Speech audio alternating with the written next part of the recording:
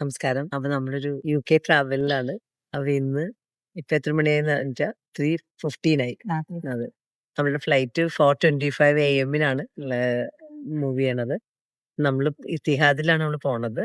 അപ്പൊ എന്തായാലും നമ്മളുടെ ഒരു 15 ഡേയ്സ് ജേർണി നമ്മളെന്തായാലും നിങ്ങളുമായിട്ട് ഷെയർ ചെയ്യാന്ന് വിചാരിക്കാണ്.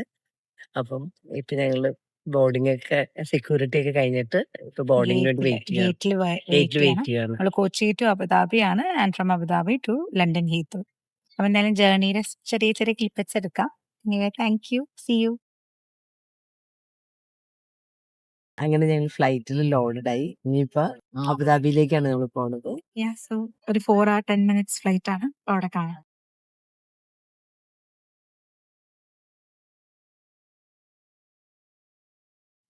ഞങ്ങളിങ്ങനെ അബുദാബിയുടെ എയർപോർട്ടിലാണ്. ഇനിയിപ്പോ ഒരു 3 hours ഇവിടെ വെയിറ്റിംഗ് ഉണ്ട്.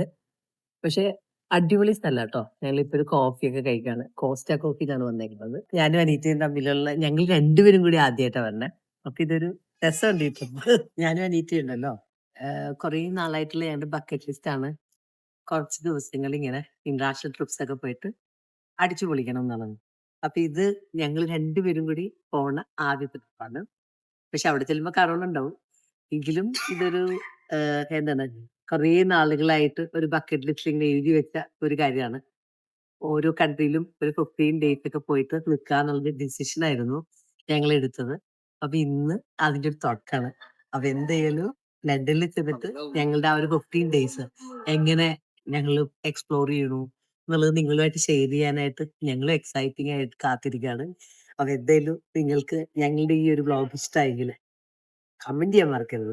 അപ്പൊ എന്തായാലും ഇത് അബുദാബി എയർപോർട്ടാണ്. ഇപ്പൊ നമ്മളുടെ ശരി കൊച്ചിൻ എയർപോർട്ട് പോലെ അല്ല. ഇത് കുറച്ചുകൂടി എന്താണ് വളരെ കംഫർട്ടബിൾ ആണ്. ഭയങ്കര ശാന്താണ്. ഇതിൽ തിരക്കൊന്നുമില്ല. പക്ഷെ നമുക്ക് ഇങ്ങനെയുള്ള സ്ഥലം ഒത്തിരി ഇഷ്ടമായി ഈ അബുദാബി എയർപോർട്ട്.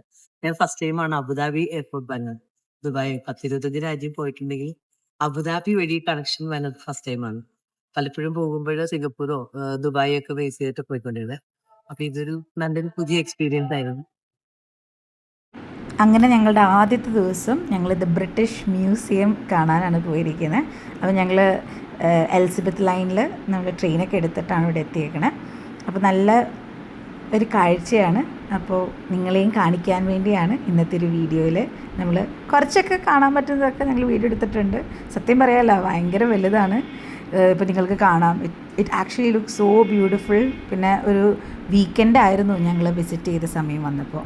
അപ്പോൾ നമുക്ക് ആദ്യം ഒരു ഷോപ്പുണ്ട്. നമുക്ക് അവിടെ നിന്ന് വേണമെങ്കിൽ ഇങ്ങനെ ക്രിസ്റ്റൽ നല്ല മാലകളും സ്കാർഫ് ഇങ്ങനെ കുറേ കാര്യങ്ങളും അവർ നല്ല ഒറിജിനൽ ഒത്തൻറ്റിക് ആയിട്ടുള്ള ഷോൾസും ഇങ്ങനെ പല കാര്യങ്ങളും അവൈലബിൾ ആണ്.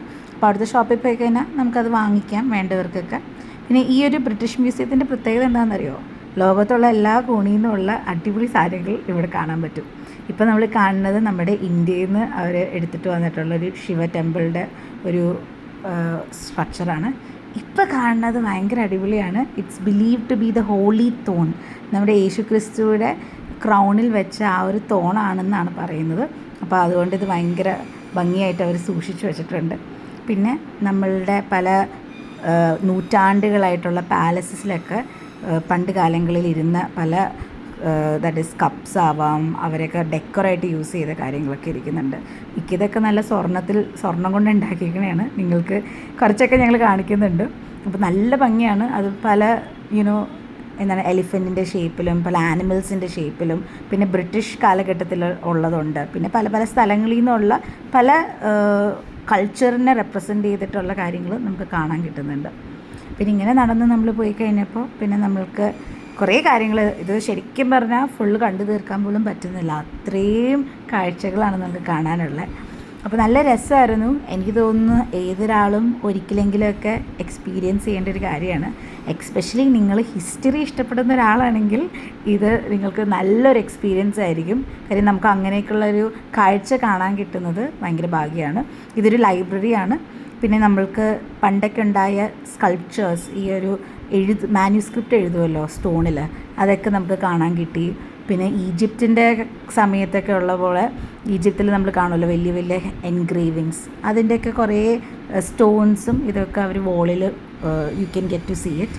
അപ്പോൾ ഇതാ നിങ്ങൾക്ക് ഇതിൽ കുറച്ചൊക്കെ നമ്മുടെ വീഡിയോസിൽ നിങ്ങൾക്കിത് കാണാൻ പറ്റും. അപ്പോൾ അങ്ങനെ കുറേ കാഴ്ചകൾ കാണാൻ പറ്റിയ ഒരു നല്ലൊരു മ്യൂസിയമാണ്. അപ്പോൾ നിങ്ങൾ എപ്പോഴെങ്കിലും ലണ്ടൻ വിസിറ്റ് ചെയ്യുന്നതെങ്കിൽ ഇത് നിങ്ങളുടെ ബക്കറ്റ് ലിസ്റ്റിൽ ഒരു സ്ഥലമായിട്ട് എന്തായാലും ഇപ്പോൾ തന്നെ എഴുതി വെച്ചോ. അപ്പോൾ അങ്ങനെ കുറച്ചൊക്കെ ഞങ്ങൾ ഈ ഒരു പ്ലേസ് എക്സ്പീരിയൻസ് ചെയ്തതിൻ്റെ വീഡിയോസാണ് ഇപ്പോൾ എടുത്തെടുത്ത് പോണേ. ഇങ്ങനെ നിങ്ങൾക്ക് നമ്മളുടെ റോം അല്ലെങ്കിൽ ഗ്രീസ് ആ ഒരു സ്ഥലത്തേക്കുള്ള പല എൻക്രിപ്ചേഴ്സ് കാണാൻ കിട്ടി. ഇത് കണ്ടല്ലോ, ഇത് ശരിക്കും പറഞ്ഞാൽ ഈ ആളുകളുടെ ഇത് കാണുന്നത് പണ്ടുണ്ടായത് അവർ എടുത്തതാണ്. അപ്പോൾ ചില ഭാഗങ്ങളൊക്കെ അതിൽ മിസ്സിങ് ആണ്, അതുകൊണ്ടാണ് അത് കാണാത്തത്. അപ്പോൾ ഇങ്ങനെ ഞങ്ങൾ നടന്ന് സത്യം പറഞ്ഞാൽ ആദ്യത്തെ ദിവസം നല്ല ഹെക്റ്റിക് ഡേ ആയിരുന്നു. ഊപ്പാട് തള്ളി എന്ന് പറഞ്ഞാൽ സത്യമാണ്. കാരണം വെച്ചാൽ ജീവിതത്തിൽ നടന്നിട്ടില്ല കേട്ടോ, അത്രയും നടപ്പായിരുന്നു. നടന്ന് ഒരു വൈകുന്നേരം വരെ, രാത്രി 12 മണി വരെ നടന്ന് മാത്രമേ പോകാൻ പറ്റുള്ളൂ. കാര്യം കാറോടെ ഒരു സ്ഥലത്ത് പാർക്ക് ചെയ്യണം, അതിന് നടക്കണം. ഭയങ്കര നല്ല എക്സ്പീരിയൻസ് ആയിരുന്നു. എന്നിട്ട് ഞങ്ങൾ ഇവിടെ നിന്ന് ലണ്ടനിൽ നിങ്ങൾ നോക്കിയ ഏറ്റവും അടിപൊളി സ്റ്റോഴ്സാണ്. അപ്പോൾ ഞങ്ങൾ സ്ട്രീറ്റിൽ തന്നെ ആദ്യം നമ്മളുടെ, നിങ്ങൾക്കറിയില്ല ലെഗോ എന്ന് പറഞ്ഞിട്ട് നമ്മൾ കളിപ്പാട്ടങ്ങൾ പണ്ട് മേടിച്ച് ശീലമുണ്ടോയെന്ന് അറിയില്ല. അപ്പോൾ അവിടെ ലെഗോയുടെ സ്റ്റോറിൽ കയറി. ഈ വണ്ടിയൊക്കെ കംപ്ലീറ്റ് ലെഗോസ് വെച്ചിട്ടുള്ളതാണ്. പിന്നെ ഞങ്ങൾ അങ്ങനെ നടന്ന് ഒരു വൈകുന്നേരമൊക്കെ ആയപ്പോൾ നമ്മുടെ ബക്കിംഗ്ഹാം പാലസിൻ്റെ ഫ്രണ്ടിലൂടെ പോയായിരുന്നു. അപ്പോൾ അവിടെ കുതിരകൾ കാണാൻ കിട്ടും. And it was a very beautiful സൈറ്റായിരുന്നു. പക്ഷേ സത്യം പറഞ്ഞാൽ ആദ്യത്തെ ദിവസം തന്നെ ചേട്ടൻ ഇങ്ങനെ വലിയ പണി വെച്ച് തരുമെന്ന് ഞങ്ങൾ വിചാരിച്ചില്ല. നല്ല മടുപ്പായിരുന്നു. പക്ഷെ ഇത് കഴിഞ്ഞ് ഞങ്ങൾക്ക് 7:30 ഒരു വിക്കഡ് എന്ന് പറഞ്ഞൊരു മ്യൂസിക്കൽ ഷോ ഉണ്ട്. അതും കൂടി കണ്ടു കഴിഞ്ഞ് ഞങ്ങൾ വീട്ടിൽ തിരിച്ചെത്തി. വീട്ടിൽ കയറിയത് രാത്രി 12 മണിക്കാണ്. അപ്പോൾ അങ്ങനെയാണ് ഞങ്ങളുടെ ആദ്യത്തെ ദിവസം അവസാനിക്കുന്നത്. അപ്പോൾ അതിൻ്റെ വീഡിയോ ഇതിൻ്റെ അകത്ത് കയറ്റാൻ പറ്റിയില്ല. പക്ഷേ അത് നല്ലൊരു എക്സ്പീരിയൻസ് ആണ്. അപ്പോൾ നിങ്ങളും ലണ്ടൻ വിസിറ്റ് ചെയ്യുമ്പോൾ നിങ്ങളും ഒരു ഷോ കാണാം. അടുത്ത വീഡിയോ